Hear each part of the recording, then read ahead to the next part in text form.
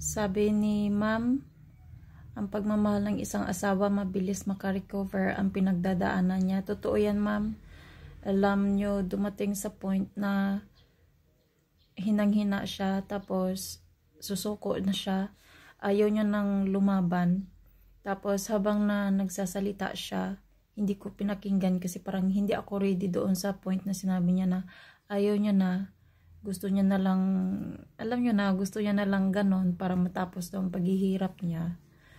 Pero hindi ko pinapakinggan, parang kunwari nagtitingin-tingin ako kung saan-saan, ayoko makinig kasi hindi ako ready. Ang ginawa ko, sinabihan ko siya ng mga positive words na nakapagpabago doon sa negative na iniisip niya, na para huwag siya bumigay, na para huwag siya sumuko. Binigyan ko siya ng dahilan at ng pag-asa para lumaban at para patuloy pa rin ang buhay. Proud ako na nagagampanan ko ang tungkulin ko bilang asawa, partner man sa kanya.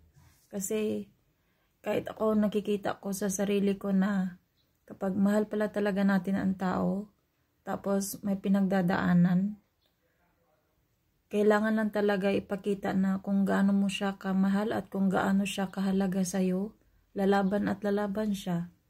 Pero kapag pinapakitaan sila ng like hindi mo na rin kaya, yung like nalulungkot ka na rin, wala rin, sila din bibigay na.